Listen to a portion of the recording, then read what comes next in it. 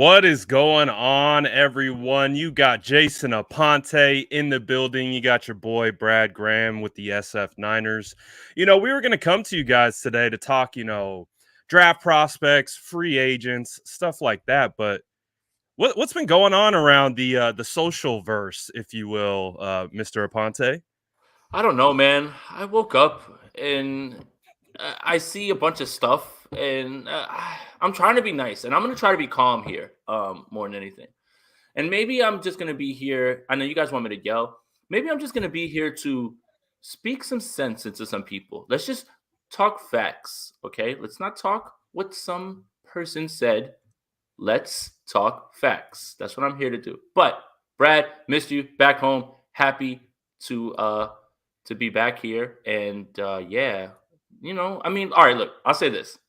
Thank you to whoever did this because now we have another talking point. Otherwise, we would have been going over some other stuff. But I'm not happy to talk Absolutely. about this. That's what I will say about this. I am not happy to talk about this. I don't want to talk about this. I thought we were far removed from talking about things like this. But here we are, day 10 of the offseason. Day 10 of the offseason. Day It 10. it wouldn't be 49er social media if we weren't arguing about the quarterback position. Obviously, Jimmy Garoppolo, it appears the writing's on the wall based on everything that we've seen, not only from what Jimmy's talking about, from what the players are talking about. It appears that Jimmy Garoppolo will be playing for another team next year. So as we've kind of went into this offseason, we were assuming that it was going to be Trey Lance, right? Trey Lance time. That's what we're going to be talking about. How do we develop Trey Lance and all that kind of stuff? But today, some Boston, I guess, media. They're connected to NBC Sports, Media. the media. They're connected to NBC Sports, and obviously cover Boston and have an affinity for Tom Brady. And they just threw out a scenario. And I think you mentioned talking about facts, right? I just, I don't think there were really any facts to the actual report, right? No, it was a scenario that was thrown out that now people have been like running around like their hair's on fire. Look, it's off season and everyone is looking for a way to draw clicks somehow to their Hmm. show. Hell, Of course. we're using them drawing clicks to their show to draw clicks to our show. But Facts. we're only doing it to step on this so we can logically look at this and tell you why this is absolute nonsense. I wore this New York Yankees hat because I love smoking some Boston Pack. And that's what we're Oh, gonna do. I And like that's what that. we're gonna do here. There's a lot of issues with this scenario that they threw out. Did you outline the scenario at least yet, Brad, so we can pick it I, piece by I piece have as to why it's wrong, wrong, and wrong? I have not outlined it, but feel free to take a No, stab at go it. for it. You got it. I'm let me know when it's time to talk. But I you mean, so outlined it because essentially you know all better. all it was, if you watch the video, it's just a bunch of guys talking about potential scenarios. It's like, well, the 49ers could send Jimmy Garoppolo to Tampa Bay and in return trade for the rights to Tom Brady in the hope that he unretires. It wasn't even a situation like, oh, we've been hearing from Tom Brady and his sources, right? It was just a scenario, right? Yes, and Tom Brady said something about never say never, and you Right. had to figure that that sort of scenario was going to play out. Michael Jordan probably didn't want to go away right away. Obviously, he had some circumstances earlier. I mean, he came back two other times. Brett Favre came back how many times, right? Like these guys, that competitive edge doesn't go away. And right now, it's easy for him to step away right now and say, I'm done. But once it gets closer to that training camp and you start to see videos of guys, pads pop in and stuff like that, that itch is going to come back. So I'll leave that there, right? Like, I think that's where a lot of people are saying, oh, well, he said this and he said this. Now let's put this together. Like, tinfoil hat season is already back. It's back, baby. Oh, And it's day 10. It is day 10. I can't believe it. it is day 10. Tinfoil hat season is in full effect. Essentially, what social media looks like around the 49ers parts is the Charlie meme is back. Not We again. got we got Jimmy still, we got Is that Trey. Sudfeld? That's Sudfeld, baby. Don't forget about Sudfeld. Sudfeld's still here, but now what do we add? We add Tom Brady and, of course, Aaron Rodgers, two quarterbacks that one's retired, and Ugh. now we are talking about him today. Ugh. Um, But my goodness, Cash the God says no more QB Right. controversy. Please Thank you, free Cash. Please, Trey. man. I was at peace with that horrific loss in that game that never happened because I just pushed it out of my mind and thought, well, at least we're good now. We don't have to discuss quarterbacks anymore. Oh my goodness. Oh my goodness. Here we are. Rob Gotti says just stick with Trey. Trey Jimmy for a pick.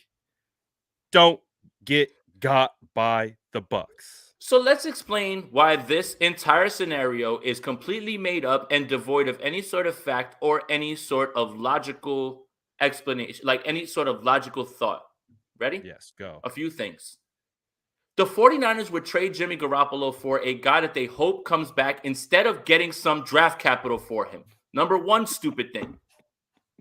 Number two, Bruce Arians would lose his mind with quarterback Jimmy Garoppolo in a offense that is centered around no risk it, no biscuit. You take shots in that offense. You go downfield in that offense. Jameis Winston threw for 5 bands and 30 and 30. And he would 100 times out of 100 times prefer Jameis Winston in this offense as opposed to Jimmy Garoppolo. I don't give a damn. And that's not my opinion. That is not subjective. That is 100% fact. I don't understand how any of this makes any sense. And for people to start playing out these trade scenarios in your mind, none of it makes sense. The 49ers would be damn foolish unless they have some sort of under-the-table deal with Tom Brady that says, hey, we're going to move Jimmy for you. And the Bucs agree to that, which they'll never would. Hey, are you coming back? Yes, I'm coming back if you trade for me. Now you're talking about some whole other thing, but none of that is happening. So why lose your mind over all of this stuff, bro? Like, move Jimmy Garoppolo to the places where it's logical. Tampa Bay's never been a logical destination. The one time that Bruce Arians sees Jimmy Garoppolo on a 3rd and 8 miss a deep shot and throw it down for a 3rd and 6 and get tackled 2 times, he's literally going to grab this man and Antonio Brown him into the locker room, bro. Like, what are we talking about? Like, do you understand the philosophies? No. None of this matches at all. Tampa Bay is he's there. Jimmy Garoppolo's not going to Tampa Bay. Let's knock that off. It's not happening because Bruce Arians, he moved his offense a little bit to Tom Brady, but he didn't change it. Brady still threw down the field. He's not going to completely change everything he wants to do on offense to appease Jimmy Garoppolo. Like, what is going on here? So it's just a scenario that a bunch of these guys threw out. It makes no sense. It will not happen unless all of those other things I outlined would happen. They would have to know that Brady's coming back. And the Bucs would say, okay, we'll take Jimmy. Let's ride with it. Neither of those things are going to happen. Damn these Boston people. I'm tired of it, man. Damn these Boston people. G.I. Jones says our number 12 is retired anyways. No chance he comes over. Besides, our O-line can't pass protect. They unretired it for Dilfer. Did they? They did. Interesting. I didn't know that. Yeah. Corey says, need those sourdough earmuffs this offseason 100%. You got the tinfoil hat. You're going to need it. Just started. I liked it better when we were trying to figure out who was pick 3, not trying to step on top of a quarterback that you sent multiple picks for.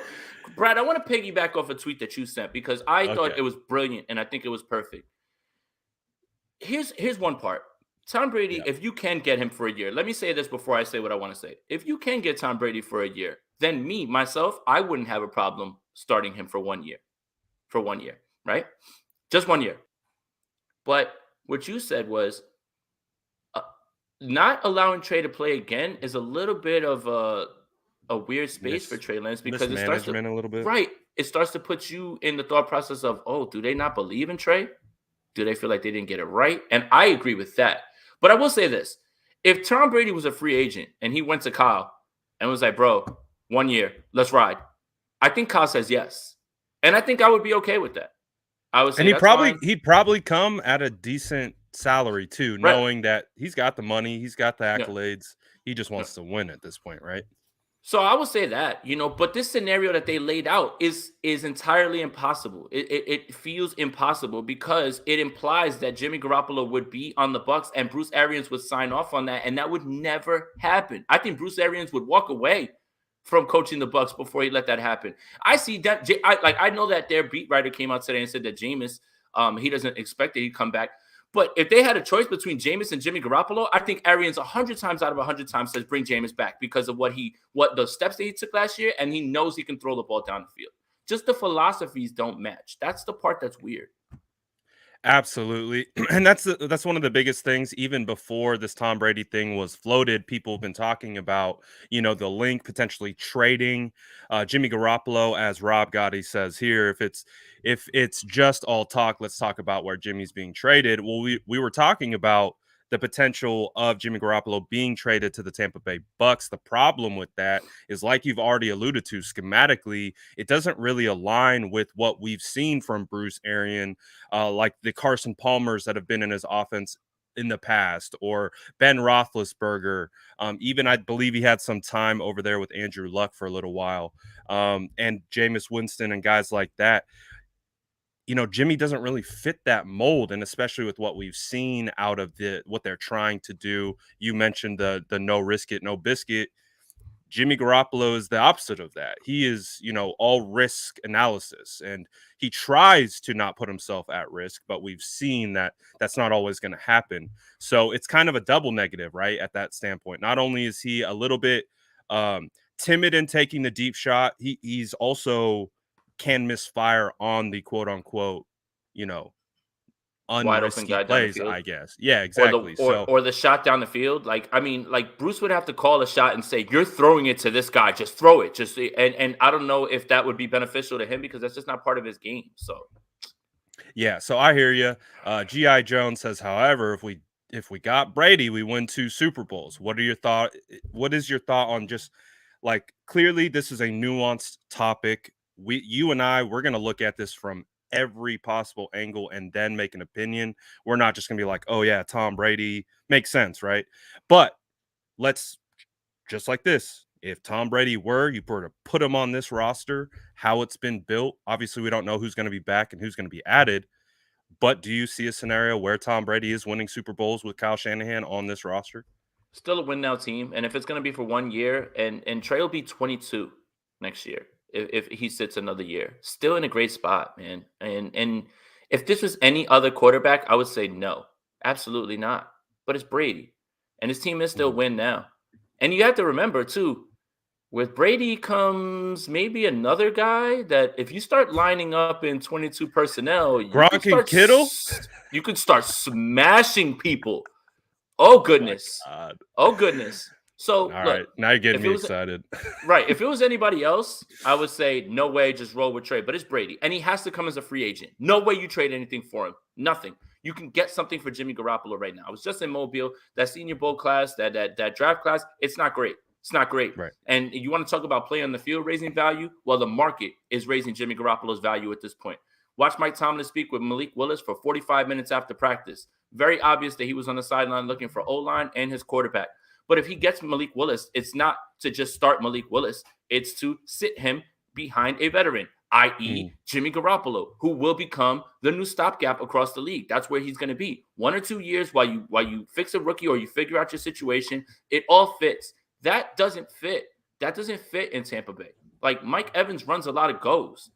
You Mhm. can't run that with Jimmy. You just can't, man. Like it's all about scheme and it's all about the logistics of this trade, which don't make any sense. But if Tom Brady wants to walk over here as a free agent and they somehow let him go, even though Tampa has his rights still, then that's a completely different discussion. And I would be okay with that for 1 year, just 1 year, because the 49ers would be up there again as a Super Bowl favorite with him there. Yeah, I think the context matters, right? I think we can both conceptualize, if Tom Brady was on the 49ers roster, they're probably going to be successful. I think we would both agree that, Tom Brady, even at his current age, is probably going to be an upgrade over Jimmy Garoppolo. So in that instance, then of course we were 1 game away from the Super Bowl just this year. Of course, that's going to be the next thought process. This is going to be the guy that's going to come in and take us over the top.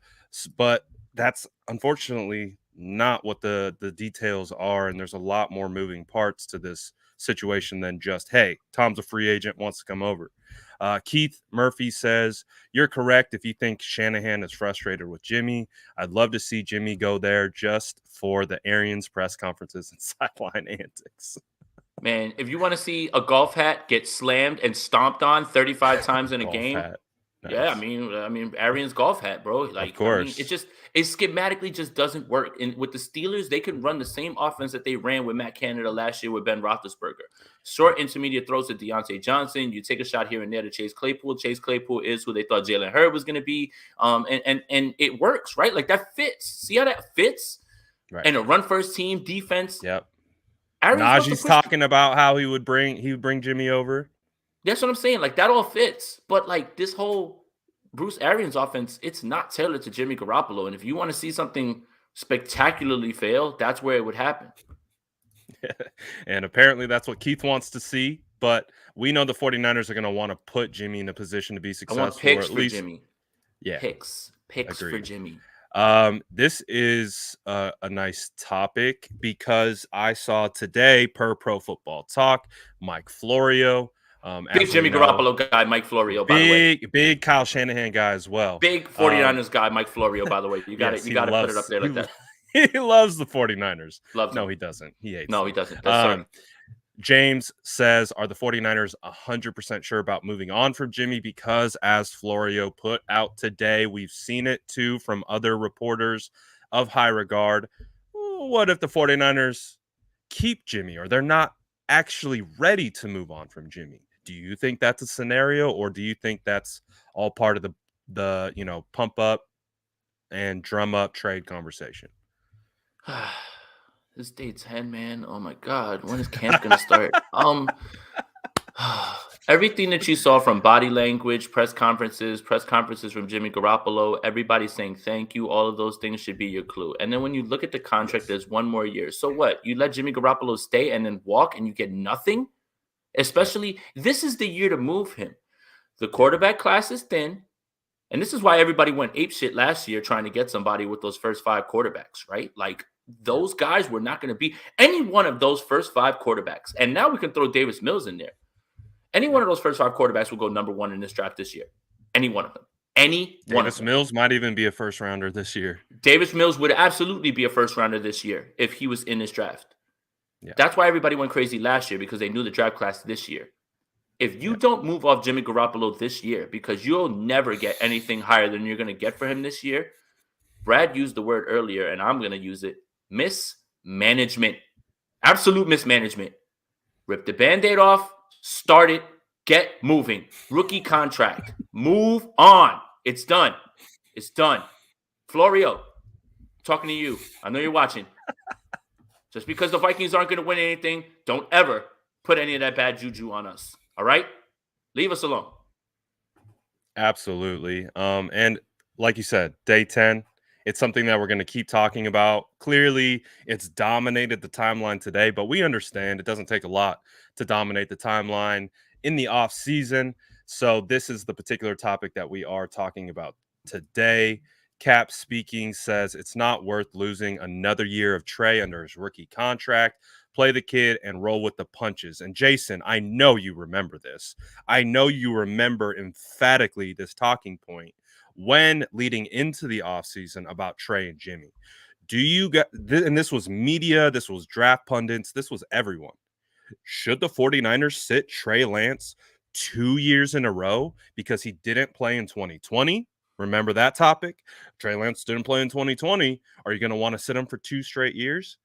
Well, now the topic becomes: do you want to sit Trey Lance for 3 straight years? Does that help his development, not playing at all and just playing scout team, and your organization who showed an interest in you seemingly is just looking for anyone but you in that instance? The problem is that people correlate this with the way that Aaron Rodgers' development happened. And I don't think it's an apples to apples comparison. And everybody doesn't learn the same way. So for you to say, oh, this one guy did that. And honestly, if Trey Lance was 65%, 70% of what Aaron Rodgers is, huge W. Huge W.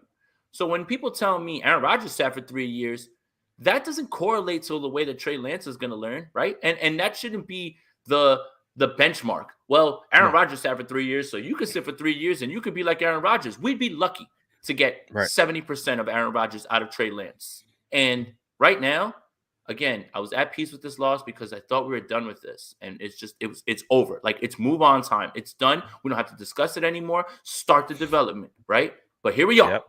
Here we are. And Neil's saying, bring it like again, we're still kind of on the hypothetical Mhm. train, and we'll start steering this conversation more towards logic, and then we'll get into some other topics. But bringing in Tom Brady will stunt Trey Lance growth. Don't do it, according to Neil. And to be honest, there is some kind of evidence behind that. If you go back and look at Tom Brady's time with Jimmy Garoppolo, when Jimmy Garoppolo was drafted by the Patriots, Tom Brady wasn't too particularly happy about that. And essentially, the reason why the 49ers have Jimmy Garoppolo is because Tom Brady, from my understanding, came to the Patriots and said, it's either him or me. Doesn't sound like a guy who really has a lot of time to worry about a developmental of a quarterback behind him, right? He's interested about one thing and one thing only: winning Super Bowls. So Yeah, yeah, but here's the thing. That situation, I get it, right? And Tom's looking for any reason to be motivated. Like step on his foot and be like, "Oh, your foot's messed up. You can't play today." He's gonna try to like play like, oh, like that's the type you of guy he you is. He's can't looking tell me for I can't play. right. Like he's like Michael Jordan, and all I needed was that little bit to make it personal, right? Was he all up in arms when the Bucks drafted Kyle Trask last year? No, because he's not gonna No, be there. So look, Neil, I hear you, but I would love for Trey Lance to sit behind the goat and just watch. I mean, I'd be fine with that for 1 year. I wouldn't say that it would stun his growth. I'm not saying that Tom would necessarily wrap his arm around him or anything like that, but he's not going to go out of his way to be like that with Trey because he's there after Trey was already brought in. He already knows the right, deal. For right. them to move to Jimmy That's a good Garoppolo point. and yeah, for them to move to Jimmy Garoppolo, why he felt he was still in his prime, and yes, clearly he still was at that point. That's completely different. So I Right. don't know if that that Good point. exactly correlates. No, that's a good point. I think that's a really good point. It could be a completely different set of circumstances. Again, Tom's the ultimate competitor, right? You're going to bring in his eventual replacement. It's probably why he's playing till 44. Who knows?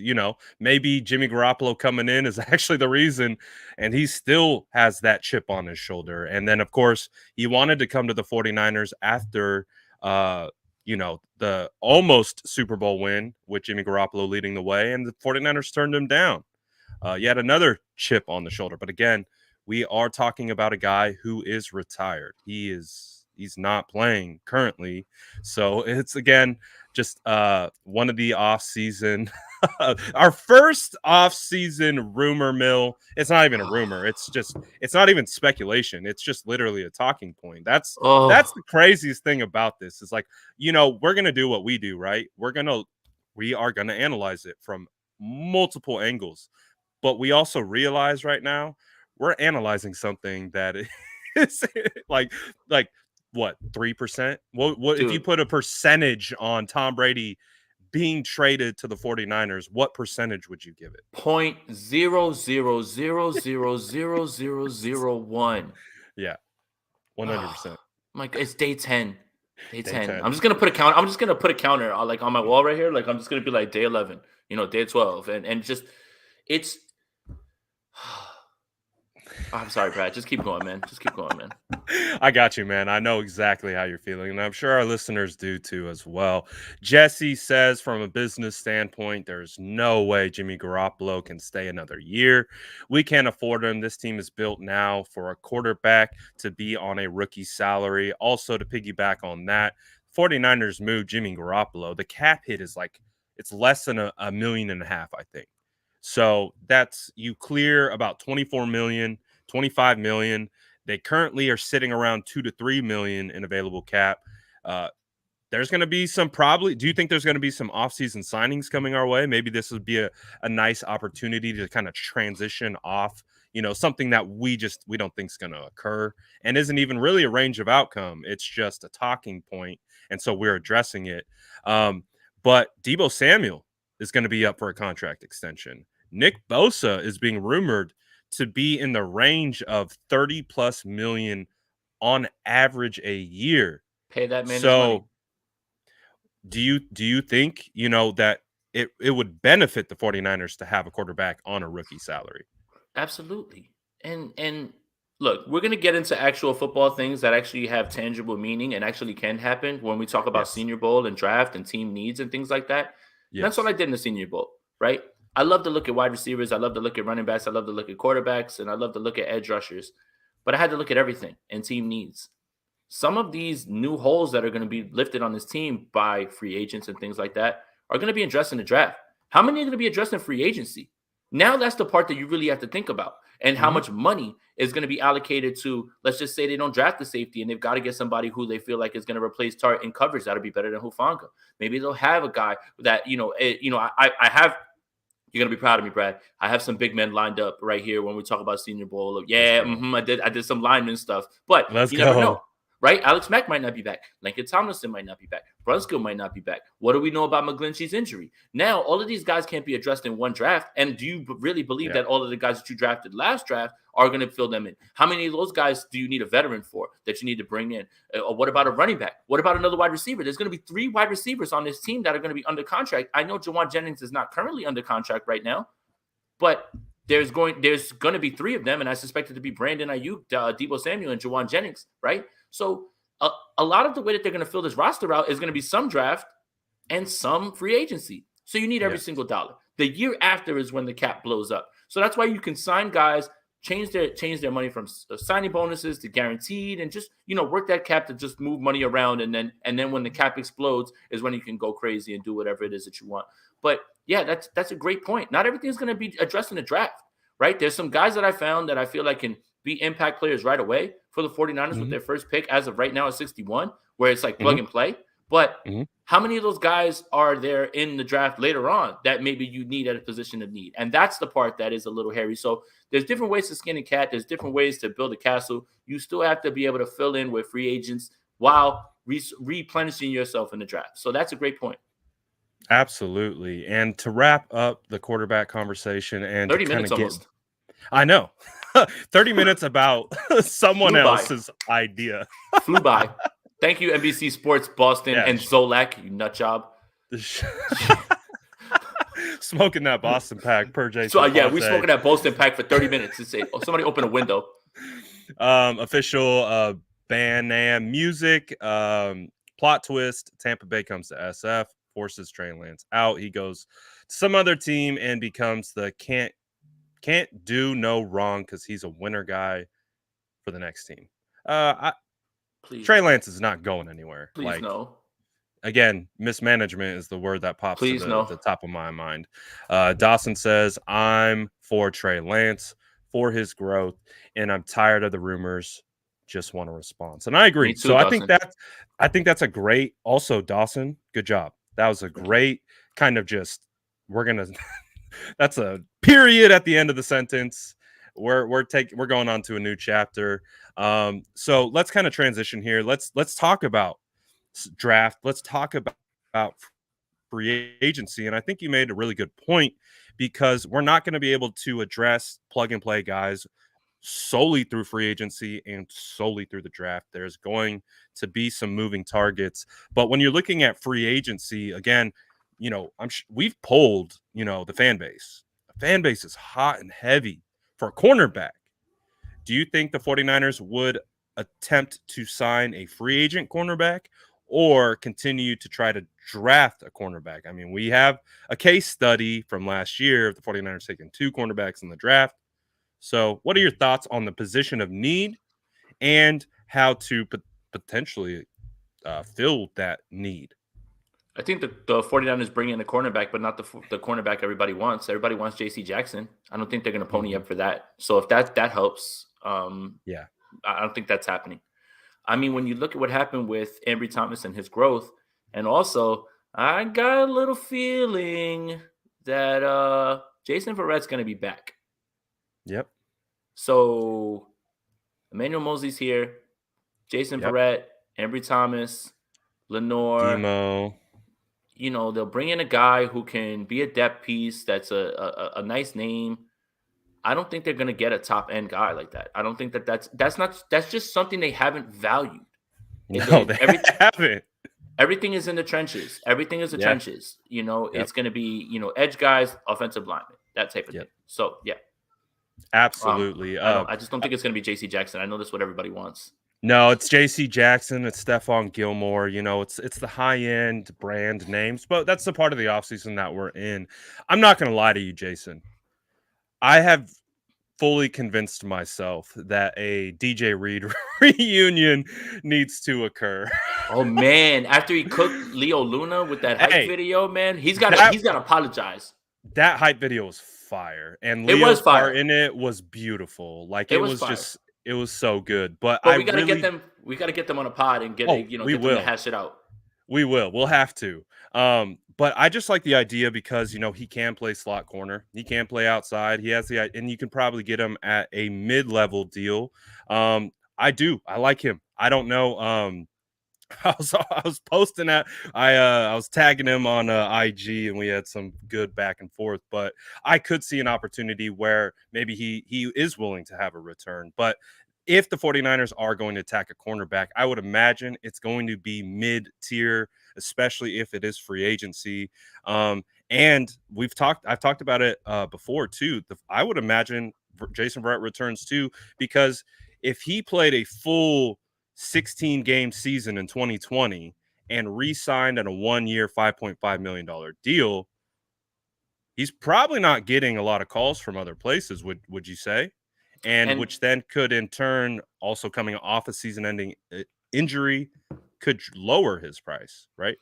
and if I know the 49ers, they're going to take a chance on a guy who just had a season-ending injury, that his values in the basement a little bit. Yeah, Yeah, exactly. So I don't know much about this team, but there seems to be a pattern. They're there always is. going to try to swing low on those guys and then hope that the upside comes, like you saw with Verrett in 2020. So Yeah, yeah, I mean, it's just I know a lot of people have their heart set on it, and JC Jackson would be a dream, but it's just not the way they operate at this point. Parag's going to punch it into his computer and he's going to punch in the number that he wants, and it's just going to say NO in big ass letters. Like, it's just going to say no, and he's going to look and be like, "Nah, I can't do it." So hey, no, disrespect to Parag, but this is Parag's time of the come year, on, and wizard. I mean, hey, Debo's already posting about it. His agent, they clipped a part where he was on First Take with Stephen A. Smith talking about his contract. I've heard these players talk enough about contracts over the last 5 years to understand what they're saying.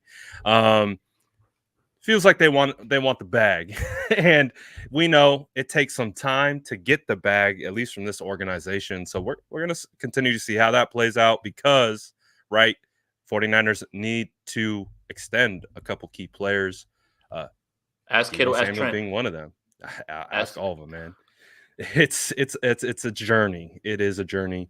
day 10. um uh while I continue to miss super chats, what do you think is going to be, from a draft perspective, especially with you being at Mobile, Missed at you, the buddy. Senior Bowl, doing all that? I miss being there as well, Jim man. Nagy asked about you. I don't doubt that. He was like, "Where's too much creamer in the coffee, guy?" I was like, Where's the "Oh, Brad Graham." I was like, oh, "Damn." Brad, he knows. That was great. It's a highlight of my Twitter experience. But what are some prospects, positional prospects or positional needs that you could see the 49ers filling in the draft and could be impact guys? At 61, two guys. One is going to be Jalen Petrie from Baylor, the safety, and I Mhm. loved him because of the way that I saw him operate in Mobile. Was uh, up near the box, further out in coverage. I just want to run down some stats real quick. 14 games, 75 tackles, 18 and a half tackles for loss, 3.5 sacks, 5 turnovers forced, 2 picks, 3 forced fumbles. 61 seems like a guy who would be better in coverage than Hufanga immediately. Plug and play guy, has that versatility that Tart had. I love it. Yeah, he showed some promise at the Senior Bowl. Definitely looked like a guy who could fit into the scheme. Obviously, offensive line, defensive line. The 49ers have to retool the offensive line. We don't know what's happening with Laken Tomlinson, Daniel Brunskill, Alex Mack, and Mike McGlinchey. There's 4 potential spots that could be up for grabs. Also on the defensive line, DJ Jones is going to be a free agent. Arden Key is going to be a free agent. So there We don't know what the status of Javon Kinlaw and his health with his knee. So if you're looking at the trenches, were there any players that stood out to you at the Senior Bowl that maybe the 49ers could look for an impact there? Yeah, one more at 61 that has a chance, and if he's there, I'd probably take him over Petrie. Arnold Ebu KT. I want to make sure you say his name right because I had to phonetically look it up from Penn State. Edge rusher. Edge rusher. Say it one more time. Arnold Ebu KT. Ebu KT. Okay. Is he number 17? Yes. He's Penn State? Okay. Yes. Yes. I know who that is. Immediate impact, one of the most consistent edge rushers there. Strong, stardom opposite of Nick Bosa. Explosive, bendy, strong, immediate plug and play guy that looked like a guy that can take his game and this defense to the next level, man. So one of those two guys at 61, he immediately stood out. And I believe that he really has a chance at 61 to stick around. That's the problem, right? Like, that's the thing. It's more about, okay, you like this guy, but will he be there at 61? I believe that one of these two guys will have a chance at 61, and the 49ers would be hard-pressed to pass up on either of these guys.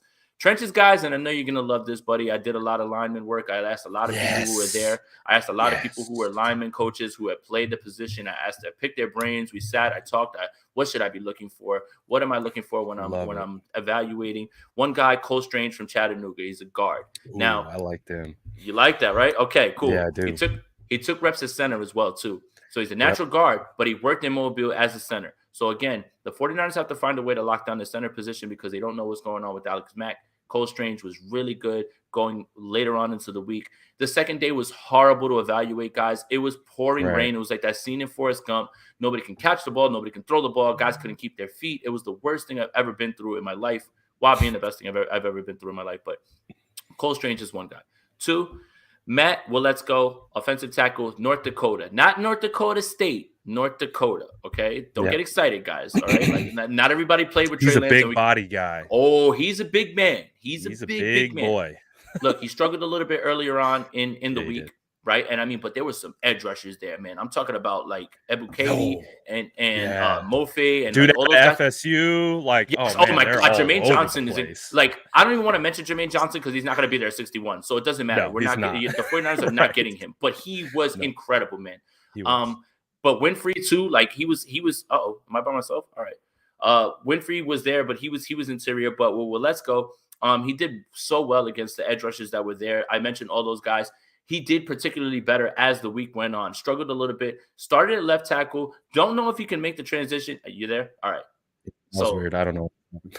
Keep going.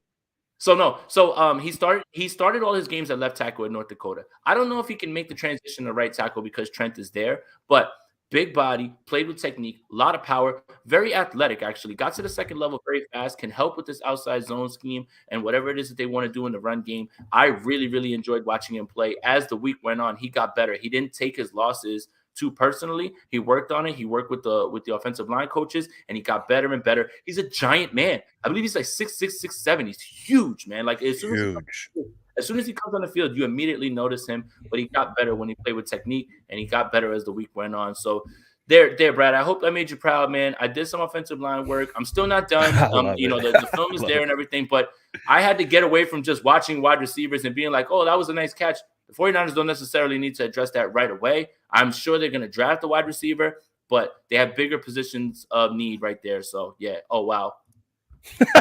Yeah, I don't know what happened there. My Wi-Fi literally said, peace, you're out of here. But, hey, I'm still back. Here. Keep talking. And we know Jason's going to carry. I actually really like those two prospects that Jason talked about. Cole Strange, 6'4". He actually looks smaller than his size would indicate, which was a bit of a surprise. But watching him all week, he's just, you can tell, effort guys, right? We look at body language. We look at how these guys operate. Big time effort guy. And there's a lot to work with. I like the base. Also, the single face mask, going down vertically. OG, gotta love that. And also too, the big guy, I know exactly who you're talking about. He kind of reminds me of Mike McGlinchey. So if that's what I was going for. If you're not liking Mike McGlinchey right now, sorry, might not be a guy. But say a lot of similar things. Like, again, I see the raw base skill set, tools, needs to polish the technique a little bit, but the raw ability is there, and that's what you want. And especially with guys that you could potentially get second, third round, could be a guy, nice developmental piece. Again, Tom Compton, we've seen what they've been able to do with guys like that. Absolutely love it. Some guys that I liked, I don't know, what did you see from Travis Jones out of UConn? Now, we don't know what's going to happen with DJ Jones for the San Francisco 49ers, interior defensive lineman. But do you think Travis Jones is going to be there maybe in the second round, maybe the third round, or did he make a lot of money this week? Because what I saw from him was power on power on power, plus the twitch behind it, which I come to like from DJ Jones, combination of twitch power on the interior. I liked him a lot. Could you see him being there in the second, or did he potentially make a little bit more money this week? He's probably there in a second because there's a lot of guys in front of him that weren't in Mobile, and that's the part that I need to start digging into, right? Like when I look at these guys, it's not like it's just going to be all Senior Bowl guys that go, 1 through 3 rounds, right? So, he had a lot of buzz though. A lot of people liked what he did and everything as well. I'm a big proponent of bringing back DJ Jones as well, though. Like I really am. I really believe that that's one of the bigger things that the 49ers should do. I think DJ Jones made himself a lot of money. If unfortunately the computer comes back and tells them that's too much money for him, then that's another thing. And I applaud DJ Jones for getting the bag, but he had a fair amount of buzz around him as well too, Travis Jones. So, it's hard right now because everybody's like, oh well, what's your mock, dude? I just got back from Mobile. I haven't even dug into any of these other guys that are going to potentially be drafted as well too. Right. So it's hard for me to just say because I like the guy in the Senior Bowl, bro, first round talent. Well, who else is going to be there? What are the positional needs? But yes, you have to bring back DJ Jones, I believe, man. When you look at how much DJ Jones progressed, and Javon Kinlaw could possibly be right behind him, and it's about that fresh rotation, right? That's what led the 49ers down the stretch is, it not necessarily blue chip guys, but fresh legs, and you continue to attack. That's the portion that I believe that DJ Jones has. But Travis Jones, if you're going to trade a Jones for a Jones, it's not a bad thing. But I can't say right now if it's going to be second round, just because you have to dig into all of those other draft prospects. 100%. And that's what makes this awesome, is that we're only in day 10 and I'm just scratching the surface. Like I'm still on Mobile stuff. I still haven't even gotten to everybody else. And that's the fun part of this. Realistically, this is my first time doing full draft season, right? Because last year, all we were talking about was quarterbacks. That's all we gave a damn about. We got hijacked big time. Right. We literally focused on the first round for about 2.5 months. That was all. Right. That's all we talked. That's what somebody at Mobile was like. Well, you weren't watching this guy. I was like, yeah, I was just enamored with Justin Fields the entire time. I was like, I was completely blinded. I was like, I couldn't even see anything else. Our prince, Jason. I know, man. I know. They had some Bears guys there too, and I wanted to walk up and like grab him, like, hey man, help that kid out, man. Take care of him. Take care of that kid, man. You take care of him. And if you don't, I'm coming out. If you don't, I'm coming for you. They'd be like, get him out of here. Who the hell is this guy? Get this guy out of here. Bullpup says, if your stud edge is there and you can trade up, I saw Foe get him. Make the trade. Essentially, I think what Bullpup is saying, if there is go get him. An edge guy there and you can trade again. We look at the draft capital for the 49ers. You get the additional compensatory pick for Mike McDaniel being a minority hired by Miami. And then you also have the one from Robert Saleh the year before. So the 49ers, you look at the list, it's not top heavy with draft picks. They could trade into the first round with a few picks, man. They could trade into the first round with a few picks, man. That's the thing that people like. That's what makes the draft so interesting. Again, if they identify a guy and they love him, then go get your guy, man. And the 49ers have shown that they will do that. They traded up multiple times in this regime to go get their guy. Now, whether that guy pans out, it's a whole other thing. But they have shown that proponent to do that. Absolutely. And that might be a nice little transition since we are kind of talking about trade, maybe moving. There is still a large piece on the 49ers that we're all anticipating to be moved, gain assets in return, whether it's draft players. Jesse's saying, smash that like button, smash it on both Jason's channel and my channel. We would absolutely appreciate that. We appreciate everyone vibing with us. This is going to be a hard off season, man. This is going to be a hard off season, bro. It's so easy to talk about this team when there's games playing. You guys don't understand how hard it is to come up with content. It's day 10. It's so hard. I'm dying out here. I know I'm yelling about those guys in Boston, but thank God, man. I'm fighting for my life out here. Fighting for my life. Oh, my goodness. So let's talk. Quick question, though. What's Jimmy Garoppolo's actual value, pick-based, Jesse's saying he's thinking a second and a fifth. What say you, Jason? I would have never thought that was possible earlier until you take a look at this quarterback class and the Ooh. available free agents, and that's not crazy. And if someone is offering a second and a fifth, thank you for everything, Jimmy Garoppolo, but put him on the next train and make sure that you acquire that and lock it down. That second round pick, you pair with another second round pick, and you can find yourself right back in the first round and get yourself a guy. And that's the point of all of this. That's what makes all of this so interesting. But a second and a fifth is certainly in the realm of possibilities and far more possible than anybody would have believed earlier on, just based on the fact that this draft class is what it is. And look, I Mm-hmm. think the Steelers either want Malik or they want Pickett. They want either of those two guys, but neither of those I agree. guys are going to start right away. They need a starter, and if it's Mason Rudolph, I will eat a sock. I would feel terrible for if you're a fan of the Steelers, and you're going into next year with Mason Rudolph as your quarterback. I would, that's tough. Could That's be worse. absolutely tough. Let him Could roll be with Dwayne worse. Haskins. Big Dwayne Haskins, OSU legend. I don't think that's going to happen. But also back to kind of the compensation. I agree. I think second and a fifth is right there in the realm of possibility. Potential second and a player, third and a player, depending on caliber of player. There's a lot of opportunities, and I think the point that you hit on that is going to be the biggest factor actually is the fact that there's no quarterbacks. And could we, hindsight being what it is, could this have been it could have been a galaxy brain thought process from Kyle, from John Lynch, understanding that this class was going to be quarterback heavy. You get a quarterback, you let him sit, you let him develop, understanding too, on the flip side, there's no other real great quarterbacks. Again, I like Malik Willis. I think he's really good. Oh, that's QB1. Um, it's absolutely That's QB QB1. one. Like, and it was very apparent. Like, I hear this Kenny Pickett talking. I'm just like, bro, what were you watching? So I agree. I think Willis is far and away. He's got the athletic upside. He's got the ceiling. He's got it all. He's got the live arm. He's got the athletic ability. Again, he's a little bit of Trey Lance in there.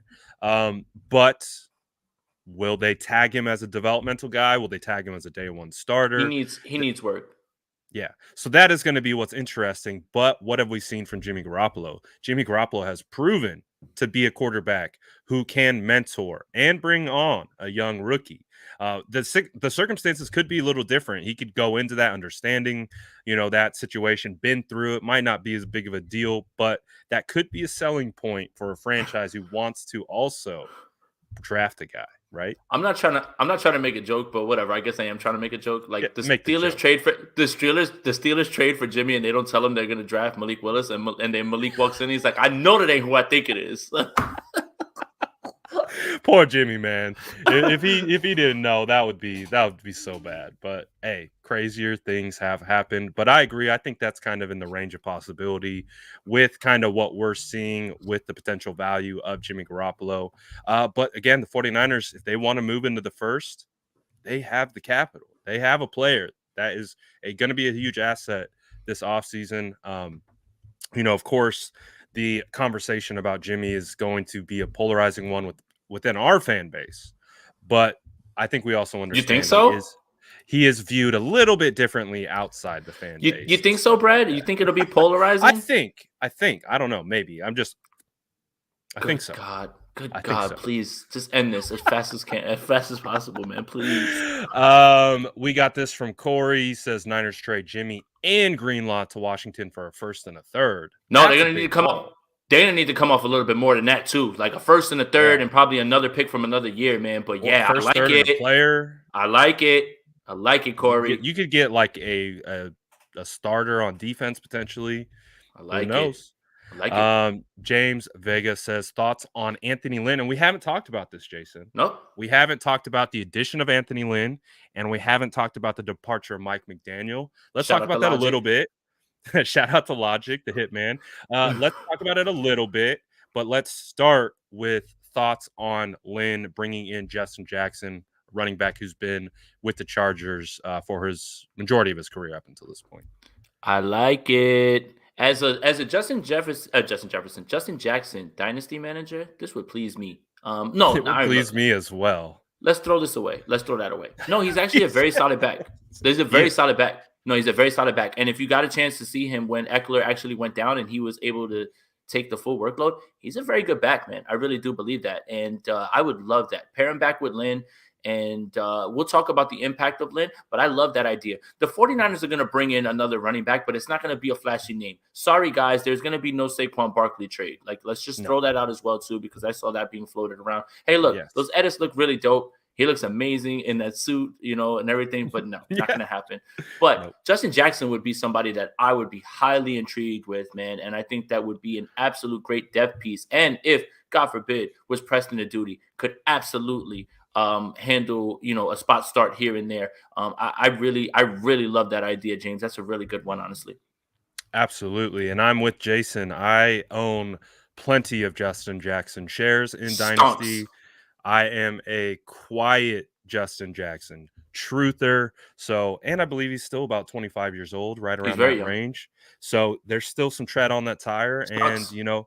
he's been a backup for the Damn. most part. I like that, James. I'm gonna run to Twitter and act like I thought of it first. So don't get Yes, mad, do like it. real quick. Get it Yeah. out there quick. I'm gonna start the Justin Jackson to San Francisco train, Yep. and then I'm gonna, Yep. when people are like, "You're a genius," I'm gonna be like, "Yep, I definitely Yeah. didn't hear from James Vega. I I promise you." definitely didn't hear from James. I'm gonna go ahead and start the DJ Reed hype. We'll get our trains rolling in the right direction. It's that time of the year, right? It Got to is grab that content from time of the somewhere. year. You gotta get the content from somewhere.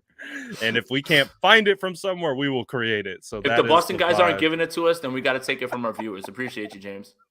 Absolutely. And kind of in the same conversation, and Dawson coming in on really good timing here. Should the 49ers trade Trey Sermon, or does, in the same vein, can Anthony Lynn potentially get some production, maybe bring different perspective to the table? What do you think about that? Two things. First, that would just make me really mad if they moved on from Trey Sermon, because you know who they could have just sat in their spot and drafted, just a guy named Javante Williams. I'm just throwing it out there. Um, but Oh, man. but it's okay. I don't think they should. And for the reason that Brad mentioned, what Anthony Lynn is going to bring to this run game isn't some sort of drastic change. It's going to be a wrinkle. And I believe it will help Trey Sermon. And I think that, remember, we've talked about this. How much of Trey, and Banks playing together is something that why you didn't see those guys. And I think Anthony Lynn is the perfect guy to help all of those guys. And I think that's the part that he brings and it's got me excited. Tyrod Taylor had his best time under Anthony Lynn. The No. inside, the inside running, that'll be big for Trey Sermon. And then Banks, all of that is supposed to be to his strengths. All of those things. So I love it. All of these things seem calculated, almost as if they knew Mike McDaniel was going to move on, as if they knew Yes. they had a year to play around with. Now, could I be wrong? For sure. But all of this kind of feels like it's all lining up. And I love this Anthony Lynn move for that reason, because I think Trey Sermon would flourish under Anthony Lynn because of that wrinkle that he adds to Mhm. run game. They're not going to change the run game. Still going to be Right. very much outside zone, and they're going to do what they do. But the wrinkle that they're going to add is that inside running, and Trey Sermon is suited to do that. And I think that's where you'll see him succeed. Absolutely. And I'm a big comp guy.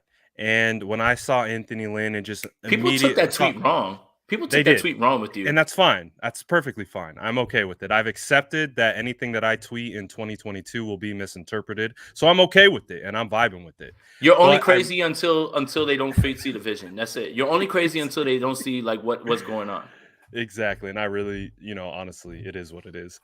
With Trey Sermon, from a body composition standpoint, 6 foot, 6'1", 215 pounds, arm length, arm size, everything is kind of on par and on pace with Melvin Gordon. And one of the things that I was looking for when I was looking into Anthony Lynn is it's not necessarily an apples to apples comparison. It's more of a traits comparison to see what Anthony Lynn was able to get out of Melvin Gordon, a very similar traits type of back that I see from Trey Sermon.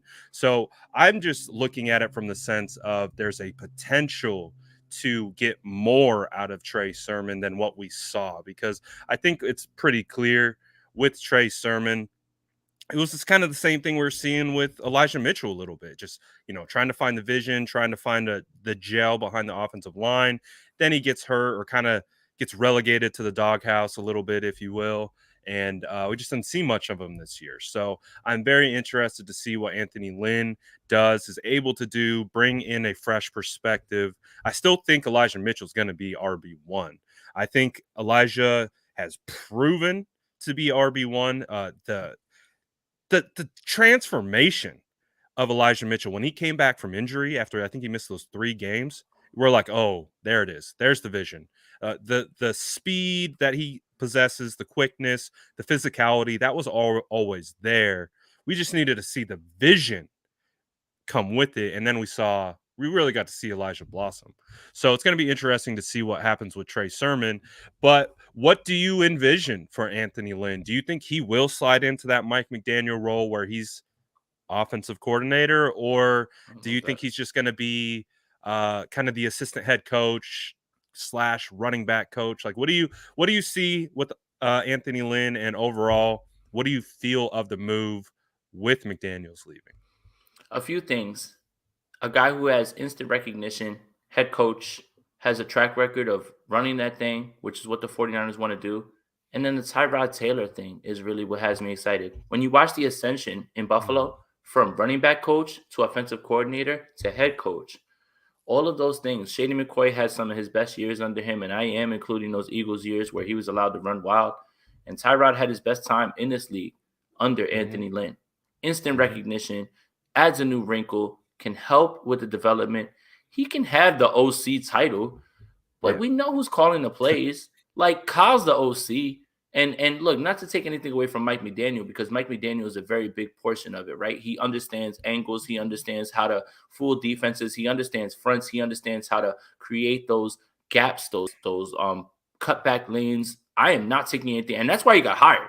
So don't take it from me. Don't take it from me. The Miami Dolphins were taken with him, and a lot of people have described him as one of the most smart football minds in the game. And when you listen to him talk, you can hear it, right? Like, and he's come out of his shell a little bit, and he's been way more, I guess, enthusiastic. I love that. He seems very real. I am rooting for Mike McDaniel.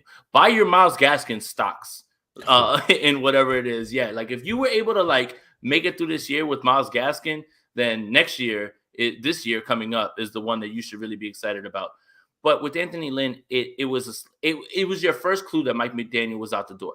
Like, it didn't take an NFL insider to realize that Mike McDaniel was going to Miami. Yeah, no. Once Anthony, like, I sent out a tweet like the night before the Senior Bowl. I was like, Mike McDaniel's gone, or the night of the Senior Bowl. I'm like, Mike McDaniel's gone to Miami. People are like, source? Who's your source? There is no source. It's like, it's literally what's happening. It's use logic. Right. It's like right there. I love use logic. Yeah. I love that right there. But it's like right there in front of you. You don't need to be an NFL insider to realize that was happening, right? Like, I wasn't trying to break news. It's just when you see Lynn signed, when you hear other people talk, it just was a slam dunk. But with Lynn, I love it.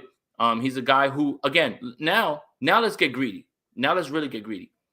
1 year, he stays and he helps. A second year, he helps and he stays. Anthony Lynn's not out of the head coaching realm or the offensive coordinator realm for other teams. No. So he moves on. Guess what you get? Comp picks. Yep. It works out for everybody. It works out for everybody.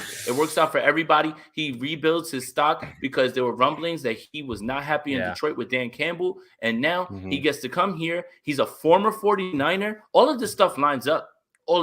He's boys with Mike Shanahan, has known Kyle forever. There's a lot of ties there. This was perfect. And this continues to be the Pro Bowl staff of coaches, because next year DeMeco Ryans is going to be a head coach somewhere. That's it. Done. I'm sorry, guys. Hate to be. We're going to be talking about Chris Korsek. Is he going to leave? We're going to have to promote him. That's going to be the next conversation. And we have to talk about who Mike McDaniel's already taken Embry with him. Who else is going with Mike McDaniel? I know. That's what I'm waiting for. I'm like, damn, who else is going? Who else? So the 49ers, who? Scangarello? So the 49ers already have a Pro Bowl roster of coaches. Now this continues, right? Like, you're just replenishing all of those things. So say what you want, but the 49ers have churned out coaches. This farm system, that was the one question that I was going to ask Saleh at the press conference. They didn't allow Saleh or Campbell come to they only allowed the players to come to the podium. But I was going to ask Saleh, I was going to ask him this question, and whatever, you guys can answer in the comments. I was going to say, hey, look, you let your coaches run the Senior Bowl, right? Like, you didn't do too much. You let them. You come from a place where they're promoting guys into head coaching spots, right? Like I was going to ask, I'm like, Mike McDaniel seems to be ready for this Miami job. Like, what is your thought process on all of that? Because it all seems to be happening in that way, where guys are grooming guys to get other jobs. And Saleh, I wish I was able to ask him that question, but yeah, they wouldn't allow him to come in. I was able to ask the question to the Senior Bowl MVP, who's the podcaster now, get worked. But yeah. Hey, bro, I'm not gonna lie. I freaked out when I saw you on the broadcast. No, all right, but let's save it for the end. Let's save it for the end. Okay. We'll get to it. It was so good. It was so good. I got three Senior Bowl stories that are behind the scenes that nobody like. I got you. It was so good, and I can't wait to talk about it. But let's put a bow on the Anthony Lynn running back conversation, because there's still one piece that needs to be addressed. We talked about it with Jason Verrett. Kind of both of us, I think, are in the same vibe of he's probably gonna come back because you can get him on a really cost-effective deal. And he talked about wanting to be here. And he talked about wanting to be here. And he's one of those guys. He's took over a leadership role, and he's going to be one of those guys. So I absolutely would welcome him back. Raheem Mostert is a free agent. He has never gotten the bag before because the last time he signed a deal, it was with the 49ers to be a special teamer.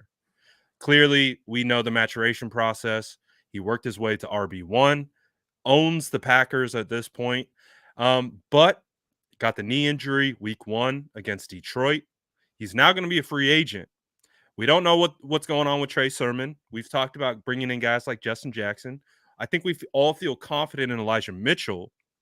What do you see with that? Do you see a potential reunion? Do you see maybe kind of a Verrett thing where maybe he's not going to command a lot of money on the open market? Clearly is a leader of this locker room. Well, what are you kind of seeing in that regard? My belief is that he's coming back, and I would love that. It would make this offense explosive, because it's clear that Kyle missed that home run hitter. We talked about it. Elijah's been great, but Elijah doesn't have what Mostert has. And for anybody to compare Elijah Mitchell to Raheem Mostert's skill set, you are disrespecting Raheem Mostert. Like, you are disrespecting. They're not the same back at all. They're not the same. Please, guys, just because a guy clocked at a certain speed at his pro day, whatever it was, please don't get blinded. Raheem Mostert's one cut and in the hole and gone. Elijah Mitchell's not built like that. He's one cut, but he's not gone. That's why Deebo Samuel touched the ball so much. But I don't remember another running back or another player who was injured, who pulled for his guys so much, who stood on the sidelines for as long as he did with those guys, right? Like, most of those guys are getting ready to move on. Jalen Hurd went on to IR. He didn't come around the team at all. We're not talking his name anymore. Okay, we're not. Don't do that. Like, don't get me sad. Sorry, because somebody at the Senior Bowl was like, somebody at the Senior Bowl still keeps giving. Somebody at Mobile was like, man, I remember watching Terry McLaurin here. I was like, you shut your damn mouth. I was like, you shut. You can't mention me and Jason. That was our son. Like, and we didn't even know each other at that point, and that's our boy. I was like, how dare you bring up Terry McLaurin? You son of a. How dare you? But look, Raheem Mostert can be a guy with Elijah Mitchell becomes deadly, and you stop Deebo Samuel from taking all those hits, everything, man. It fits perfectly. Now, it just basically comes down to, does Raheem Mostert want the bag? Does Raheem Mostert want to, be in the culture? And I wouldn't be mad either way that he does whatever. I'm always player first, always get your bag, protect your family, take care of your family, 100%. Absolutely. I have an inkling that he wants to come back. This is the team that gave him a shot. And this is not any disrespect towards Raheem Mostert, but he needs this system to work well. He needs this system to work well. I don't necessarily disagree with that, but could you see Mike McDaniel, like, do they have the guys running that, though? But do they have the guys running that? Like, can their offensive line run it the way that he did? And again, you're betting that Mike can bring over exactly what Kyle did. And for me, I don't know if I can bet on that. Like, that's the thing. So, yeah, Jerome Ford, It's all right. Is So look, straight line is Jerome speed. Ford the Baylor kid? I think so, but what does he run, like a 4.38 or something like that? Like, yeah, something like that, He 4.36. didn't look fast, but he had great balance. Again, vision as a runner, zone runner Mhm. specifically. Those are more important, in my opinion, than home run speed. People forget like straight line speed and play speed are two different things. Hmm. Like two different things. Like guys can Right. run as fast as hell as they want on a straight line. Like Exactly. cool, good for you, It's man. not the But same. can you see the hole, put your foot in the ground, hit that hole, and then get fast? Like that's the part that I think is a disrespect to Raheem Mostert when people say, "Well, Elijah Mitchell's similar." Nah, they are not similar. Stop saying that. Please stop saying Hmm. that. Yep. That's not true at all. Jerome Ford is from Cincinnati. Cincinnati. I was thinking about the Baylor kid at the Senior Bowl. I wrote his Oh, name he down scored a tutty. somewhere. I think so. I think Yeah. so. But I really liked his running style. He was instantly. I was like, oh, that's a Kyle Shanahan guy. Um, but I liked him. And again, running back is going to be a position of need, something that they're going to look for. I'm being told to check on Luke Luna's comment. Luke says trading into the first round will eat up more cap space than picking two guys in the second. It may help stay out of the first in a year where we're strapped to keep guys that we have. What are your thoughts on that? It's a little bit of a cap conversation, We have a if you wizard, will. man. He'll make it The happen, and he's gonna wizard. do all the right things. Like He's we'll be gonna do the fine. right things by the 49ers, that's for sure. I mean, he always does. Sometimes. That's why DeForest Buckner's not here. Oh, I'm sorry. Did I Ugh, say that out loud? ouch. Sorry. That hurts. Hey, Sorry. I'm not gonna lie. It hurt a little bit seeing Defoe in Vegas with Kittle, Bosa, with all the Tart. boys, Tart, Ugh. all the homies, man. You had Mo Hurst out there. You had Tired. Sudfeld out there. I'm tired of these guys putting me in my Jimmy. feelings for no reason with an IG story, man. Like I wake up at 3 in the morning out of like one of my sleeps and I open up IG and I see all the boys hanging out and I'm just like, damn it, that was the last ride. I'm tired of y'all. I was out. It it was, and that's how they treated it. That's what that Vegas trip Ugh. was. They've been going to Vegas every year since 2017.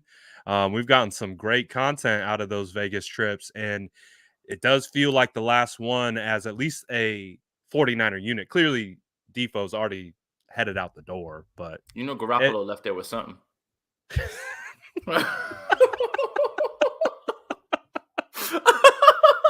You see that man pull up in a suit? Oh my yes, god! yes.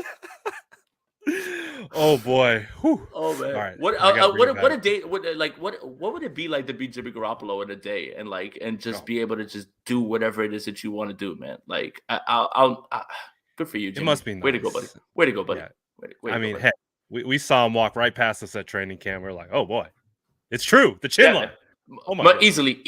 easily the most handsome man I've ever seen in my life, hands down, It's 100%. wild. Wow.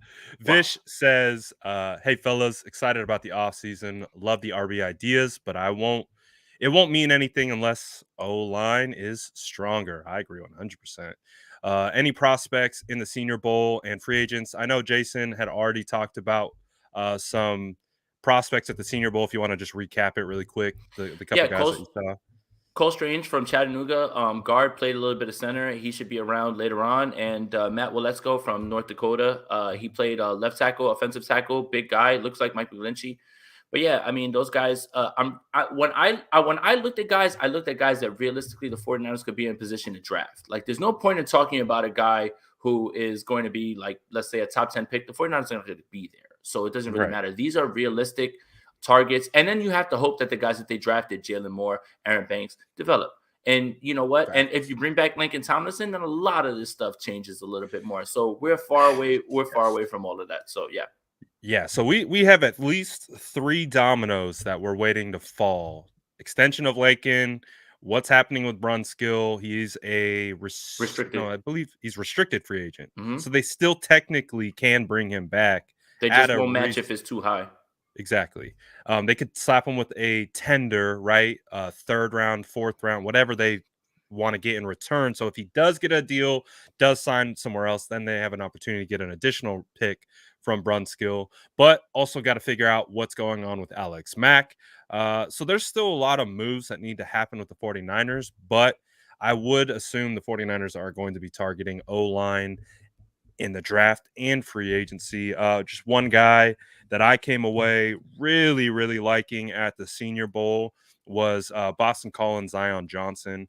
It was funny when I was watching him, and someone else had shown, I think it was a PFF draft report after I was already tweeting about him. He said they comped him to Laken Tomlinson, and it was funny because when I was looking at the body, it reminded me of Laken Tomlinson. Kind of I kept calling him a thick boy.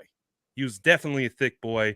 I like Zion Johnson. He's a guy that was a guard, but is transitioning to potentially playing center. I think he could be available in the second round. We'll find out. He made a lot of money at the Senior Bowl, so we'll see.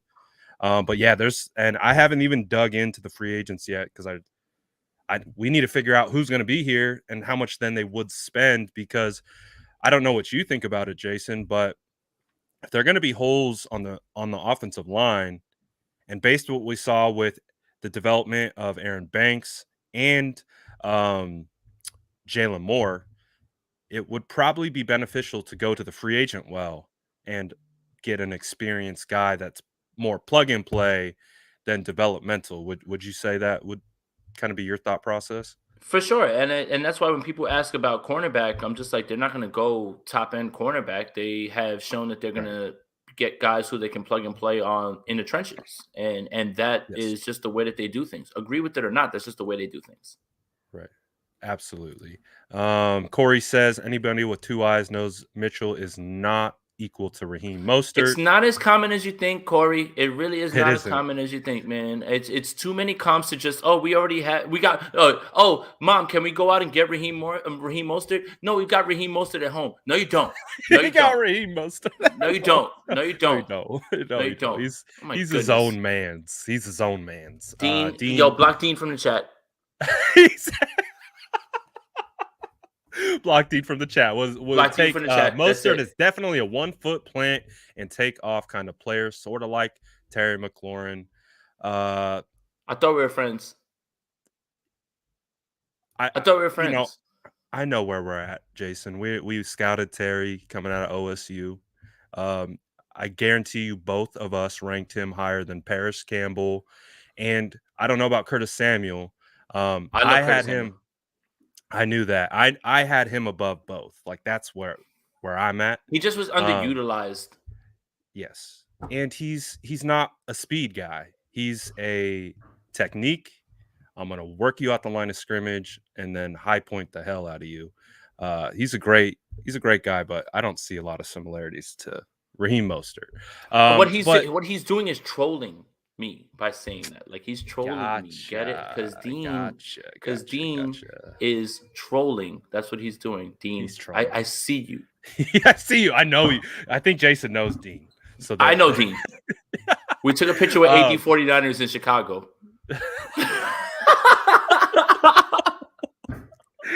Goodness, spicy Aponte this offseason. I gotta love it. We got a Ravens fan in here. The Ravens are tired of Greg Roman in Baltimore. Oh, welcome to the party, Welcome. bud. Nice to see you, man. It only took 3 years, right? Cool.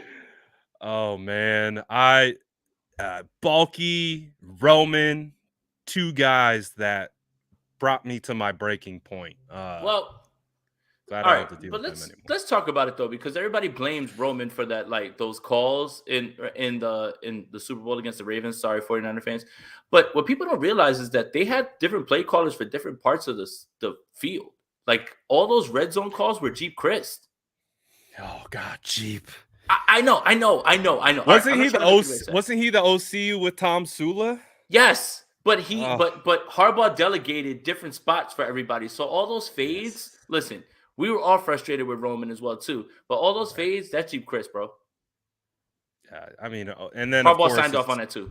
that's the point. Harbaugh oversaw all of it, and when the rubber meets the road, you go to management level, and you start. It's above my Uh, pay grade. exactly. All right, let's get into Senior Bowl stories because Jason's got some good ones for us. Really quickly though, we got a Dobbs, couple super chats. Yeah, what do you think about Nevada? He he's was at the Senior huge. Bowl, right? He's Carson huge. Strong's number one wide receiver target. What are your thoughts on him? He's huge. That's number 7, right? He was huge, man. Like, I mean, Yeah, unfortunately, The Senior Bowl guys couldn't put it in a place where he could get it. And I think that's the hard part with all of this, man. It's just like, man, he's good. He got into his spot. The ball's like 5 feet over his head. And I'm just like, what the hell is the guy supposed to do? But he's a big guy, a big target. I can see it. He actually caught one really nice deep ball. I forget if it was day 1 or day 2. If it was day 2, that makes it all the more impressive because all it did was rain and rain and rain. But yeah, Dobbs, man, he's huge, man. He's a big guy, man. I don't know where he'll land, but he stood out just based on size and his physicality at the catch point. Yeah, and he's productive at Nevada. I think he had back-to-back 1,000-yard receiving seasons. Of course, Carson Strong throwing him the football has got a pretty live arm at the at least college level. We'll see how that translates to the NFL. Money Mark, the homie, says, my 2 favorite guys talking Niners. Bring back Moster on a 1-year deal. SDS on fire. Gotta love it. Shout out Money Mark. Appreciate the homie. George says, I'm not understanding why people don't want to give Trey Lance a shot. That is disappointing. Let the kid play. Give him a shot. And Jason, are you like in your heart, knowing what you know about 49er fans on, I guess, specifically social media, are you surprised by that? No, nothing surprises me anymore. Nothing. I mean, I had a guy tell me that the 49ers were going to trade for Derek Carr or Kirk Cousins because they don't trust Trey Lance. So nothing surprises me on 49ers Right. Twitter, man. Nothing. George, I hear you, man. I'm with you, bro. I'm with you on this one. I think that we wanted him to start immediately. Obviously, making it to the NFC Championship, proves us wrong, and that's why we're just guys talking. But yeah, I'm with you, man. Just start the kid. Just go. Like at this point, take your lumps and just go, man. Like I think that if you allocate your money wisely, you nail these draft picks, you can still put a team that can make a run, maybe not as far as you think it is, but if Trey Lance develops even a little bit more, the league is on notice. That's why everybody's so scared. That's why everybody's praying that Trey Lance doesn't work. They are praying that he's a bust because they know what can happen if Trey Lance is anything near what we believe he is with this play caller. So yeah, I hear you, George. Just play the kid, man. Play the kid. Absolutely. And again, to kind of transition into some of the Senior Bowl stories that Jason has, I was minding my own business. I'm watching the broadcast. They had a little nice dump off to, I think it was Trey Trey McBride, McBride. tight end out of Colorado State, made lots of money this week, by the Oh way. yeah. Runs in for a touchdown. Almost runs into Jason Aponte, sideline Aponte right next to the end zone. I'm like, that's Aponte. Looking fresh, by the way, my friend. Appreciate you, Fresh bro. as hell. I think that's And why I he was didn't like, throw me out. yeah, you look the part. You look Right. like you belong there. Mhm. And I saw it, dude. And you almost got hit. You're like getting the film. Oh my goodness. Tell me about that. Cause your boy had a little like heart attack. Cause I was like, my guy, Jason, let's go. Well, first of all, I was just trying to show the footwork off to the national team. They saw that I had elite footwork. And when you see those guys, and obviously we had free reign to move, however we were able to move on the sideline, right? But as you see the play developing, I'm like, oh shit.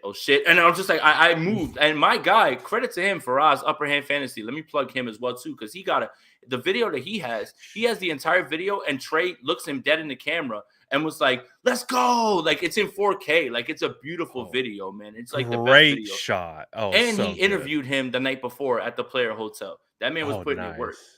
So it worked. Nice. But when that happened, I just was like, I see the play developing, and me and the 2 photographers, we're just like, get out the way, like move. Like, I don't care about the footage of this. It'll be no torn ACLs at the Senior Bowl for Aponte. Not even that. Like, if one of those guys ran me over, then you know what? No more state of the franchise. We're probably not doing this right now. He's no more state of the franchise. No more still. sprint right option. Y'all are just pulling up to my eulogy to say, man, he was a tall man. He was a skinny man, and he thought he knew about the 49ers. That's what you would say. But it's funny because we get on the field, right? Because we had went up to the press box, because we're media. We went up to the press box. We see Jim Nagy. I made sure I introduced myself because you want to get your face out there, right? So he knows you again. Like Brad, like how he knew who you were. That's the point, right? It's like to get your face out there. Hey, I'm Jason. I'm going to be here year after year. This is my second year doing it. You're going to see me year after year. I need you to know who I am. So we say what's up to him. We're in the press box. We finally We finally go down. And Brad, you remember where the press seats were, right? Like they were in that back end zone where it Yep, was like it's a like that bleacher little section. kitty corner. Correct. So we go to stand over there because I'm telling my guy who was there for the first time, I'm like, nah, it's over here. It's over here. We get over there. It's like, this isn't for press. And we're like, what? What are we supposed to do? Like the press box had their sections for NFL Network, ESPN, all of those things. Right. So we just walk around. There was a security guard down there. We showed the badge. They scanned the badge. They were like, get on the field. Like, go. And that was it. And we were just like, all right, bet. We're lit. Like, we're over here on the field now. So we see Jim Nagy again. And he's like, hey, what's up? And he looks at us like, you're not supposed to be here. Yeah. Like, he's like, wait, you guys, we met. You're a nice guy, and but I know like, you now. Yeah, but like, and like we introduced ourselves to the media manager. Shout out to Molly Middleton. She was the nicest woman. She hooked it up with cool. any email request. And Molly even she was shaking her hand like, who are you guys? Like, and she walked away, but also not like, really caring at the end of the day. Right, my guy. When we walked away, my guy was like, "Yo, she's just going to get security to get us up out of here." Let's walk the other side. If you see a bunch of big guys coming at us, they're about to escort us out of here, man. And yeah, like you would have just seen me on national television, like unhand me. Everybody's just like picking me up and lifting me. But yeah, but no, that Trey McBride, we literally got a touchdown video from all of them because we were able to move around and everything. We met so many people. That was a blast, man. That's the part where I missed you, bro. You would have been able to get so many pictures. Like a lot of the guys that we were in practice with, like I'm walking around and they're like, "Yo, Jason," and I'm like, yo, and they're like, how the hell did you get down there? I'm just like, shh. I'm like, shut up, man. I'm just like, be quiet, man. Like, that was like me when I got on the field last year. Right. Like I made eye contact with Nagy a couple times too, and he looked at me like, "Who are you?" And I just had my camera. The big camera. I had the camera, and I looked like some of the other guys on the sideline, so I'm just like, "What's up?" I gave him the head nod, like, "What's up, man?" All right. I just kept going. So let's transition that into a second story, which actually takes place the night before the Senior Bowl. So the night before, me and Javi, shout out to Javi, man. He crushed the Senior Bowl this year, man. He did his thing, man. As always, he's so good with everything and what the 49ers need. He just did an interview with O'Neal, the safety, as well too, on his YouTube. Make sure you subscribe to that so you can take a look at that. But we go out that night, and usually when I go out at night, I'm wearing a button down. I was just like, man, whatever. I'm just gonna put on whatever. So I put on the Salute to Service 49ers hoodie. The newest one, the black one, okay? The ones that also look like team issued. Hey, I'll get to it, Brad. I'll get to it. So we go to one spot. We meet up. A few of the media people, your favorite media people are there. We're talking with them, and they were like, hey, we're going to this other spot called Veets. So me and Javi, we're hanging out with Croc and another gentleman who used to play NFL football. His name is eluding me right now. He runs a camp. I believe it's called Line of Scrimmage on Instagram. Great guy. Taught me a lot about like technique and all that stuff. I picked his brain. So they're arguing about who are the better football players between California, Minnesota, all those things. That was a blast. Then we go over to the spot Veets. So we get over there, and all those same people are there. We say, what's up? We're moving through, and a guy walks up to me, and he's like, hey, man, can I buy you a drink? And I'm like, yeah, for sure. I was like, help me, I'm poor. Like, yeah absolutely. Help me, I'm poor. Help me, I'm poor. So he gets the drink. We order it. It's a shot. And he goes to hand it to me, and he's like, so what's your role with the team? And he's like handing it to me, and I grab it before I answer it. I'm just like, veteran move. I was just like, you're like, let me grab that first. My germs. I grabbed it, and I was like, podcaster? And he was like, what? And I was like, dude, podcaster. And he's like, you're not with the team? And I'm like, no. He was like, everybody's wearing that Salute to Service hoodie. He was like, so I thought you were just with the team. And I was just like, well, I was like, did you already pay for this? And he's like, yeah. I was like, all right. Like, it's done, like it's gone. Like I'm not giving this back at this point.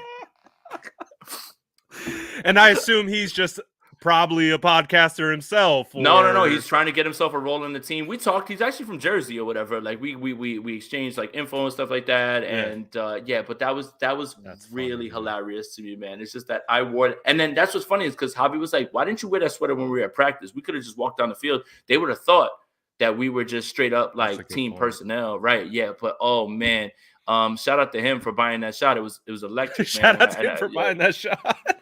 But yeah, I mean, it's so crazy how like, and again, when we were walking around on the sideline, you got to look the part. right? Like, so when I get down there, I Yeah. tell my boy, like, yo, take a picture of me. He's like, slow down, man. He's like, let's act like we've been here. He's like, let's walk around real quick. Let's move around and everything. And then that's where Yep. like all the stuff happened. But Senior Bowl was a blast, man. That's something I'll never forget, man. And yeah, Jim Nagy's definitely got us on our radar now. He's gonna be looking at us like, yo, you definitely don't belong here, bro. Hey, but Jim Nagy, hey, I know What a nice guy. he's not gonna see this or whatever, but We'll dude, see. what he's done with Yeah. the Senior Bowl, again, it was run by Phil Savage before him, Yeah. and I've always followed the Senior Bowl. And so, but what he was able to do in the midst of a pandemic last year, and then with the developments from what he did to this, I mean, that give that man a damn medal. He's killing it at the Senior Bowl. He's done a great job, and I'm glad that you had a blast. So, Jason, again, We missed you. the highlight for me was seeing you on the sideline. I was like, Dude. oh, Dude, I kind of figured it too. Like, I looked at my boy. I'm like, didn't they just put the camera on us or something like that? And he was like, I have no idea. And then all of a sudden, like, people sideline were like, yo, I just Aponte. saw. They were like, I just saw Jason on TV. I just saw Jason on TV. One more thing. All right, last story. Last story. Okay. So I don't know if you noticed, like, I wore my jeans rolled up because I was trying to be stylish and everything, right? Right. So we're walking around, and some dude in the stands, he tries to be funny real quick, right? And he's like, You got "Hey, are chirped from the stands? yeah." He's like, "Hey, are your ankles cold?" And I was wearing my Invicta watch, and I was like, "Nah, just my wrist." I was like, hey, yeah, and everybody was like, "Oh!" I was just like, "Don't play with me. Like, I'm not playing with you." Bro. Like, And he's in like, the stands, and you're I on just the looked at him. field. I was like, "Don't play with me." I was like, cut that out, bro. I was like, "You're not about to play with me, man." I was like, that up top attitude I got, that don't go nowhere, bro. Like, and everybody was like, "Damn, you cooked him." I was like, "Yeah, And man." that's I was like, why "Don't play with that me." person will probably be in that section probably for the entirety of his life. But hey, Hey, that's a conversation for a different day, right? hey, missed you out there, Brad. That's it. That's all we were thinking about. But like, yeah, man, those are a few other stories or whatever. But yeah, I just decided to give the PG stories on here. Hey, but you cooked his ass though. I did. My boy That's was like, "Damn, how you came up with it?" I was like, "Bro, I'm wearing an stop Invicta, it. and you talking crazy about my ankles." I was like, "I'm out here stunting on you, bro. Like, what you talking about, bro?" And if you don't know, as people who cover the team or talk about the team, we deal with trolls every day of our Oh life. yeah, Like we're masterclass when it comes to dealing with oh yeah. trolls. So it is what it is, man. But I'm glad you had a good time. Glad you're able to look at all the prospects. And now, I mean, for me, it's been a process getting into the off season. I was fully invested into the season and the way it ended, it's been a bit of a process, but I do feel like I'm coming out of it. And now this stuff with the Tom Brady conversation got me charged up to just now talk about free agents, the potential moves, roster building, all that kind of stuff, man. Are you ready to get this thing going in the off season? It feels like it's just getting started, man. Yeah, absolutely, man. Just get into that film, man. Use the right login, get your ass in there, and look at some film finally, man. And yeah, and don't be mad if A I'm gonna lot of start blowing boomer up your. tendencies over here. I It's do all a lot right. of stuff with electronics, but I still have boomer tendencies. It's It's all right. pretty It's all funny. right, bro. But basically, I'm gonna be blowing up your phone, asking questions about what's going on, what am I looking at here, and I would love to bounce Hell ideas off yeah. you because you are smarter. This is my first full year of evaluating things that are not. All right, I don't want to say exciting, but they're not skill position players, right? Like the Right. 49ers don't need a quarterback, Trenches. so. Right, it's about now what they need, and that's the part that I find exciting for myself is going through this journey and everything. And I learned so much from all the guys that I talked to out there, from the guys That's that I awesome, rely man. on, and I think this is what's going to make it fun. It's day 10. We're going to deal with the rumors, but realistically, we should just be focused in on what's going on going forward for this team and what's going to be best in this draft. Of course. And you know how it's going to be. Jason and I both are covering this team. We're going to continue to cover the team during the offseason. Make sure you're following Jason and me as well. We are doing a simul stream. So you follow Jason at Jason Aponte 213 on all platforms, correct? Well, on I don't know if you're gonna follow me on IG, but at J Aponte 2103, so Jay Aponte on Instagram. But Jason Aponte 2103, close to 10,000, man. Almost there, like 300 more, man. We'll get there, man. Oh, you're almost at But yeah, 10K on Twitter? let's try, man. Let's try. That's official. Make sure you go follow and subscribe to Jason Aponte on all his channels. You guys know where to find me at the SF Niners, pretty much anywhere. Gammon says, Brad and Jason, best Wednesday ever. I'm just saying. Appreciate you, it's Gammon. and no, Jason will not review my film. Oh, please. Jason, That's for a Patreon. we had like a 30-minute conversation about my old film that's floating around YouTube. It was wild. But it's going to be a fun offseason. And as you guys know, anytime anything comes up like this, even if it is something that Jason and I just look at it, we shake our head and it's just like, what are we doing? But if everyone's talking about it, we're going to address it. We're going to put it in its place, right? And then we'll move forward. Fingers crossed. The next move, Combine in Indiana. I'm just waiting. I already submitted the credential. I already submitted the credential. Just waiting. Where you want to be. Just waiting. So those Mobile people would be like, that guy in the stands, he doesn't belong here. Yeah, and they just kick me out. Tall son of a gun walking around the sidelines. Let's see, man. If we get there, then that's what it is, man. Absolutely. Appreciate everyone. Shout out to you, Jason. All the great coverage you did at the Senior Bowl. Killed it. Sideline Aponte is now an official thing. And I'm very excited about that. And I'm excited to see more Sideline Aponte moving forward. Shout out everyone in the chat. It's been live. It's day, like Jason keeps saying, it's day 10. We're just getting started. Appreciate you guys. Thank you for tuning in. And we'll see you guys on the other side.